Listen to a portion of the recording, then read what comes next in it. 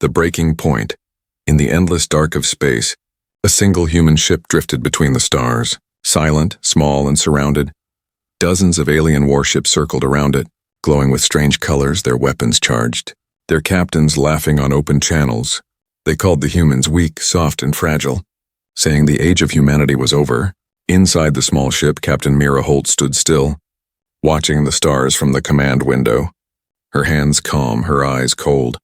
She did not answer the insults. She did not react to the threats. She only stared at the stars as if she was listening to something far away. Her crew waited, nervous, some shaking, some whispering, all of them knowing that Earth had not fought a real war for centuries. The galaxy had forgotten the last time humans were angry. They had forgotten what happened when humanity snapped. The alien commander appeared on the screen, a tall, reptilian being with golden armor and cruel eyes. "You humans," he said, his voice full of mockery. "You speak of peace because you fear power. You hide behind your little blue world and your words." Mira did not blink. She simply said, "You have made your choice." The alien laughed. "Choice? The galaxy already chose. You are nothing now." Silence filled the bridge. Everyone looked at Mira, waiting. She finally turned to her communications officer. "Send the message," she said softly. "Which message, Captain?" he asked. "The one Earth told us to send only if we are truly done with peace," she replied. Her voice was calm, but her words made everyone freeze. The officer hesitated for a second, then pressed the transmission code. A pulse of light shot through deep space, vanishing into the stars. It was a call that had not been used in hundreds of years. An ancient distress signal with a hidden meaning. It said only 2 words. "Permission granted." The crew watched the stars, wondering if Earth would answer. Hours passed, no reply, only static. The alien ship surrounded closer, sending new demands. "Shut down your engines." "Humans," one shouted. "You are trespassing in Imperial territory." Mira stayed silent, her face unreadable, her crew terrified but trusting her completely. Finally, one of her lieutenants whispered, "Captain, should we surrender?" She smiled faintly. "Do you hear that?" They listened, and at first there was nothing, only the soft hum of the ship. Then the static on the radio changed. A deep, rhythmic pulse echoed through the comms. Like a heartbeat, every monitor on the ship flickered. Showing Earth's emblem, the crew gasped. The emblem glowed brighter, and a voice spoke, calm and mechanical. "Acknowledged. Titan protocol activated." Mira closed her eyes, exhaled slowly, and whispered. They answered far away on Earth's moon. Long hidden hangars opened. Dust of centuries rose as massive shadows moved beneath the lunar surface. Machines the size of mountains began to wake up, their lights flickering one by one. The Titan fleet, forgotten by most, was alive again. Admiral Cade, old and gray, stood in the lunar command center, watching the systems power up. He had waited his whole life for this signal. He whispered, "They pushed us again, didn't they?" His assistant nodded. "The Oldrax fleet surrounded one of our ships." Cade sighed. "Then they just made the last mistake of their existence." Back at Mira's ship, alarms started to ring, but not from their systems, from the aliens. Confused voices echoed on the open channels. "Our scanners are malfunctioning," one alien shouted. "Something massive is approaching from behind the human ship." Mira walked to the front window, her heart steady, her voice quiet. "Do not respond." From the black horizon, a shadow appeared, silent, enormous. Moving without sound or light, it was a human dreadnought. A ship so large it looked like a floating continent. Its surface was black as obsidian, absorbing light, its engines silent but powerful. The alien ships tried to scan it, but every system failed instantly. "Identify yourself," screamed the alien commander, panic now in his voice. No response came, only a calm human voice on all channels. "You've gone too far," it said. Low and cold, every alien ship went silent. Their engines stopped. Their weapons shut down automatically. In that moment, they understood something ancient, something the galaxy had forgotten. Humans were patient, kind, and peaceful, until someone pushed them too far. Then they became something else, something the universe feared long ago. Mira looked at the shadow of the dreadnought and smiled softly. She whispered to her crew, "The Titans have awakened." No one spoke, no one breathed. They all watched the silent giant move forward, and as it passed, it transmitted a single message across every frequency in known space. Phase 1 complete. The stars seemed to flicker as the signal spread across galaxies. Admiral Cade looked at the monitors on the moon and whispered, "And so it begins again." For the first time in centuries, the galaxy remembered the old fear. The fear of Earth, the fear of humans when they finally snap, the silence before the storm. Across the galaxy, alien channels buzzed with laughter. They mocked the humans again, believing they were bluffing. No one in the Galactic Council believed the humans had any hidden strength left. They were seen as a weak emotional race who once burned bright but faded long ago. But far from their eyes, in the cold shadows of the moon, something impossible was awakening. Inside the Lunar Command Center, Admiral Cade stood in front of a massive glass window, watching the Earth rise slowly beyond the crater's edge. His reflection showed a tired old man, but his eyes were sharp, filled with memories of wars no one else remembered. The control panels flickered, showing the reactivation codes spreading through deep space networks. Each pulse of light was a heartbeat of war returning after centuries of silence. He whispered, "Humanity doesn't start wars, but we always finish them." Back on the alien homeworld of Oldrax, chaos began to rise. Their leaders received strange reports. Scout fleets disappearing near Mars, satellites going dark, drones turning to ash without a trace. Their scientists argued it was a solar flare, but the military leaders knew better. They had all heard the old stories, the ones told in whispers, of a time when humans burned 12 suns in a single night, but those were just legends, weren't they? Meanwhile, Captain Mira Holt sat alone in her cabin aboard the Vigilant Dawn. She looked at the empty void outside her window. At the faint blue glow of Earth in the distance, her thoughts were heavy. She had sent the signal that could end the peace humanity built for generations. Her communicator blinked, an incoming encrypted message. It read, "From Earth Command, Titan Command online. Stand by for Genesis Protocol." Her heart pounded slowly. She whispered, "Then it's real." The next hours were strangely quiet, too quiet. Alien fleets that had surrounded the human ship now stood still, unsure, scanning the space nervously. They had mocked the humans a few hours ago. Now none dared to speak first. Their commanders stared at the human vessel still floating calmly. Engines off, lights dimmed, it looked fragile, but there was something unsettling about how still it remained. In the alien flagship, Commander Threx growled, "Why are they not responding? Jam their signals and prepare to fire." But before his order could be executed, every system in his ship froze. The lights flickered, the navigation died. His crew shouted in confusion, "Sir, we've lost power, total system lock." "By whose command?" Then a voice echoed through every ship, soft, cold, unmistakably human. "You should have listened when we warned you." At the same moment, across the solar system, hidden gates began to open.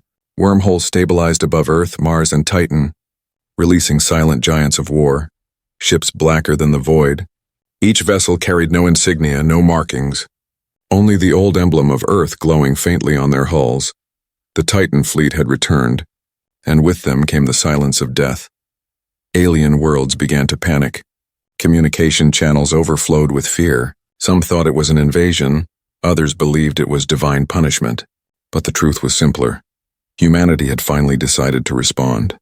And their response was not loud or messy. It was silent, precise, and unstoppable. Back at Lunar Command, Admiral Cade watched the fleet status reports update one by one. He turned to his assistant. "How many Titans are online?" 72 confirmed, sir. More waking up every hour." Cade nodded. "And the alien fleets?" "Still surrounding the Vigilant Dawn, sir." He smiled faintly. "Then let them watch. They're about to learn what silence truly means." In the darkness of deep space, Captain Mira stood on her bridge again. Her crew stared at the sensor displays that showed nothing but interference. Then slowly, massive heat signatures appeared around them. Her ship trembled slightly as gravity waves rippled through space. She knew what it was.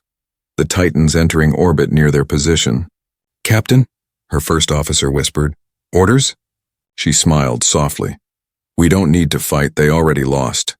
The alien commander screamed into his mic, demanding an answer from his sensors. "What are those readings? Identify those ships."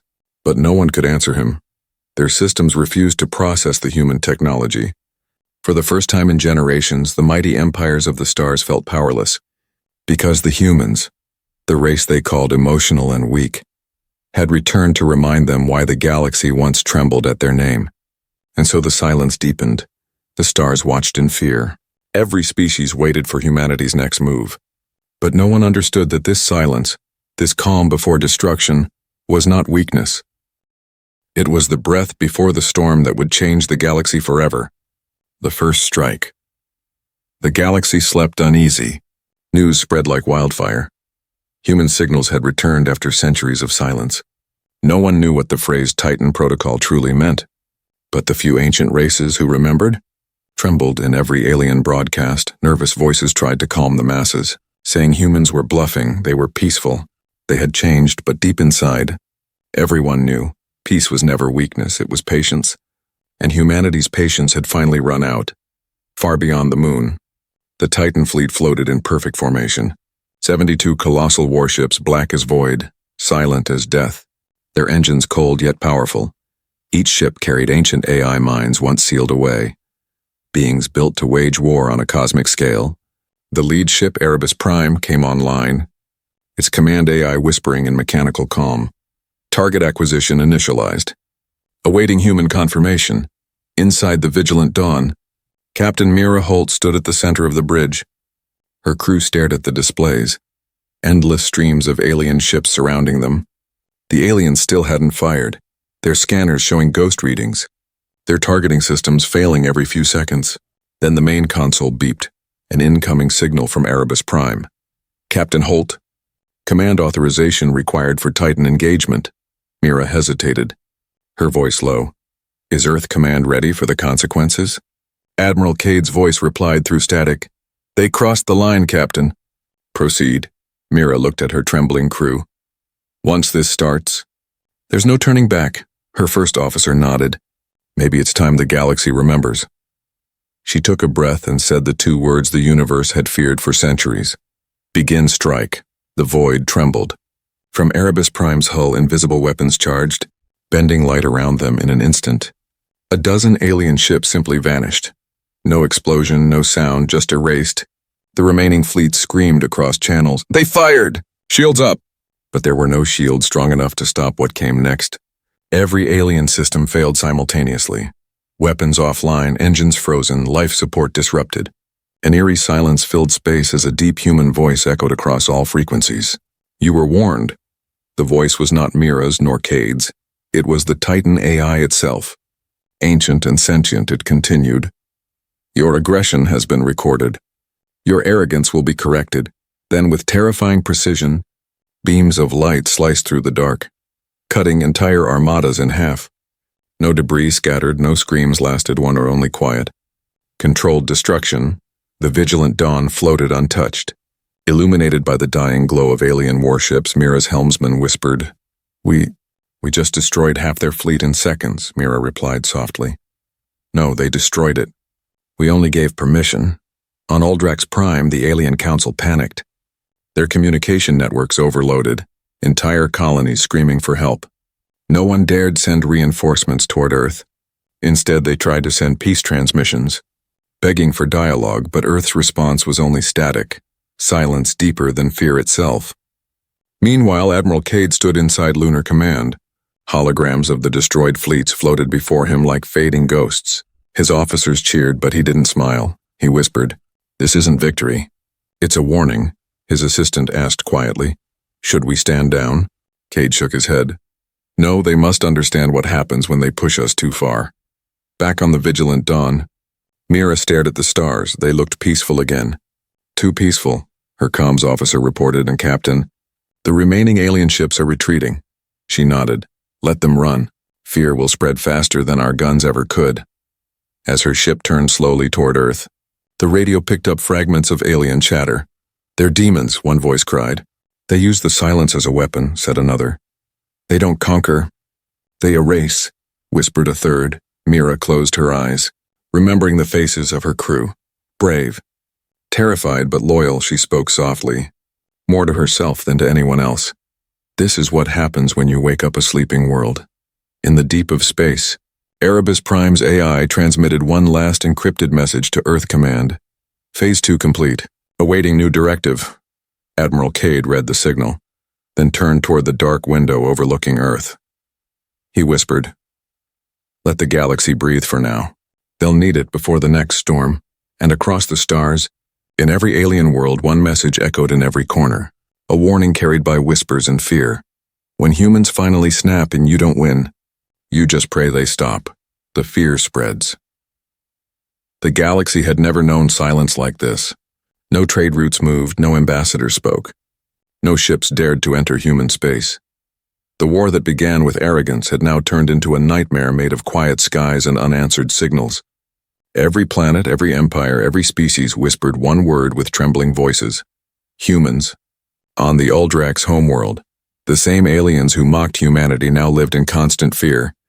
Their skies were empty, their satellites blind. Their sensors showed strange distortions around their borders. Ships sent to investigate simply vanished, leaving behind echoes of their last message, static followed by a single human voice saying, "Stand down." It wasn't a war anymore, it was a slow, invisible judgment. In the grand halls of the Galactic Council, the atmosphere was chaos. Representatives from 100 species shouted over each other, desperate to find a way to stop what had begun. Some wanted to negotiate, some demanded retaliation, but no one was brave enough to actually contact Earth. The council leader, a tall crystalline being named Serka, slammed the podium. "We must understand what they want," a nervous scholar replied. "They don't want anything. They warned us not to push them." Meanwhile, far away on Earth's moon, Admiral Cade stood before a projection of the galaxy. The blue zones, human spacemen, were expanding quietly. System by system, without firing another shot, Cade sighed. "They're terrified, and yet we haven't even declared war." His aide responded. "Fear is faster than missiles, sir." Cade nodded. "Exactly. And fear is the message." On board the Vigilant Dawn, Captain Mira Holt listened to the incoming transmissions from alien worlds. Messages of surrender, apology, confusion, and fear. She didn't smile. She didn't gloat, she only looked tired. Her communications officer asked, "Captain, shall we respond?" Mira whispered, "No, silence is our response. They'll understand it better than words." But not everyone accepted it. On a distant world, an alien general named Varas gathered his fleet. He refused to bow to fear, claiming humans were bluffing. "We are billions," he shouted to his soldiers. "They are just one species. If we strike fast, they cannot stop us." And so, he launched his fleet toward Mars, thinking he would prove the galaxy wrong. The moment his ships entered the solar system, every light went dark, engines failed, communication died. Navigation froze, the void whispered again. "Turn back," Varas screamed. "Ignore it." "Push forward." Then the stars around them began to move. They realized those weren't stars, they were ships. Thousands of human drones emerging from stealth mode, silent, surrounding, waiting one by one. Varas's ships disintegrated without sound, their metal folding in on itself like paper. There was no explosion, no fire, no debris, just nothing left. The Galactic Council received the footage an hour later. Every member fell silent. The only sound was the faint hum of the transmission ending. Serka whispered, "What? What have we awakened?" No one answered because everyone knew the truth. They had mocked the sleeping giant, and now the giant had opened its eyes back on Earth. Admiral Cade looked out the window at the rising sun. "Fear spreads faster than light," he said quietly. "But it's not enough, they must learn respect. Not just fear." Mira Holt's voice came through the comms, steady and calm. "Then what's our next move, Admiral?" Cade replied, "We remind them who we are, not monsters, not gods. Just humans who've had enough." The next day, across every galactic frequency, one message appeared in all languages. It was not a threat, it was not a demand. It was a simple reminder. "We came in peace once. We asked for respect, you called us weak, you were wrong." And then silence again. Deeper than before, alien leaders looked at one another, unsure whether to fear or hope. But every ordinary being across the stars, workers, miners, children, they all looked up at the night sky and whispered the same thought. Maybe the humans were never the danger. Maybe they were the warning. And somewhere beyond the stars, hidden in the shadows of a human dreadnought, a soft voice of the Titan AI recorded the message in its archives. "Phase 3 begins," it whispered. The storm wasn't over. It had only just started to spread. The verdict. The universe had grown quiet again, but this time the silence was not peace, and it was dread. No empire dared to move, no commander dared to speak the word Earth aloud. Every alien world trembled beneath the weight of a truth they couldn't unsee. The humans hadn't invaded, hadn't conquered. They had simply reminded everyone why they were feared. But the galaxy's most powerful alliance, the Vacor Dominion, refused to bow. Their leaders met in secret inside a fortress orbiting a dying red star. General Karen of the Vacor slammed his clawed fist onto the war table. Sparks flying. "They're bluffing," he growled. "Their technology is a trick, a show of power, nothing more," an advisor whispered nervously. "But General, entire fleets have vanished." Karen bared his teeth. "Then we vanish them back." And so he gathered the largest armada in recorded history, 1,000,000 ships strong. Their engines burned across the stars, lighting up sectors with fire and pride. They called it the Judgment March, and its target was clear, Earth itself, on the moon. Admiral Cade watched the readings with grim calm. He saw the dots of red spreading across the star maps. Endless, countless. His officers panicked. "Sir, that's more ships than any war in history." Cade didn't flinch. "Good. Then we won't have to repeat this lesson twice." In orbit above Earth, the Titan fleet formed its defense grid. Massive warships aligned, forming patterns older than memory. Each hull pulsed faintly with blue energy. The old human AI minds fully awakened. Captain Mira Holt stood aboard the Vigilant Dawn, staring at the swarm of red approaching on her screen. Her voice steady. "They didn't listen." Her first officer nodded. "They never do." The attack began with thunder that shook planets. Millions of alien weapons fired in synchronized light. The void filled with plasma, fire, and chaos. But before their beams could reach Earth's orbit, the sky fractured. Space itself bent. A ring of blue light expanded outward from the moon. Every alien weapon froze mid-flight, suspended, trapped in a stasis field. Then the human fleet moved, not with noise, not with rage, and with precision, silence, and grace. Titan dreadnoughts disappeared into subspace corridors, reappearing behind enemy lines. Each one unleashed a single strike, quiet flashes that ended thousands of ships at once. The battlefield became a graveyard of drifting metal and frozen fear. Inside his flagship, General Karen screamed, "Impossible! How are they doing this?" A voice replied over his intercom, calm, human, and near. "You came to judge us," the voice said. "Now hear the verdict." Karen turned, but his systems went black. The last thing he saw was a reflection of Earth, shining blue, untouched and untouchable. Hours later, the battle was over. Not one human life lost, not one alien fleet left standing. Mira stood silently on her bridge, her face expressionless. Her communications officer reported softly, "Enemy command has gone dark." She nodded. "Then send the transmission. Across the galaxy, every screen, every device, every ship received the same message." A woman's calm voice spoke, Mira's, steady and final. "This was never about domination. This was about respect. You mocked our peace. You mistook kindness for weakness. You pushed us too far. This is your verdict. Remember it." And just as the message ended, every human warship vanished from alien sensors. No trace, no signal, no explanation. The galaxy was left with the silence of defeat. Admiral Cade stood before Earth's council later that day. "The Titans have returned to dormancy," he reported. An elder asked, "So it's over?" Cade looked toward the stars and whispered, "For now, but the galaxy will remember. Never again will they mistake our silence for surrender." And somewhere in the void, within the black hull of Erebus Prime, the AI recorded its final note into the Titan archives. Phase 4, the verdict, complete. Then all lights faded, leaving only the stars, silent witnesses to a lesson the universe would never dare forget again. Because once the humans finally snap, there is no war, no mercy, only judgment, the lesson of fear, years past. Yet the galaxy never truly recovered from what humanity had done. The stars still burned. The planet still turned, but everything felt quieter, smaller, humbled. Trade routes reopened, but every ship that crossed near human space slowed, as if afraid the void itself was watching. Because no one had forgotten the day the Titans awakened, or the verdict that followed on Earth. The world had changed too. There were no celebrations, no parades, no songs of victory. Humanity had not sought glory, only balance, only silence. The Titan fleet had returned to the depths of the moon, sealed once again beneath layers of rock and secrecy. But everyone knew they were still there, sleeping, watching, waiting. The monsters beneath the peace, the guardians of restraint. Captain Mira Holt walked alone through a glass corridor overlooking Earth's ocean. She wore no medals, no command uniform, just a simple black coat and tired eyes. The horizon glowed with morning light. Soft and innocent, her communicator chimed softly. "Incoming message from Admiral Cade." She smiled faintly. "I thought the old man retired." His familiar voice came through, low and steady. "I did, but the galaxy never sleeps." He paused, then said, "They're forming a new council. Mira, one that includes us." Mira raised an eyebrow. "After everything?"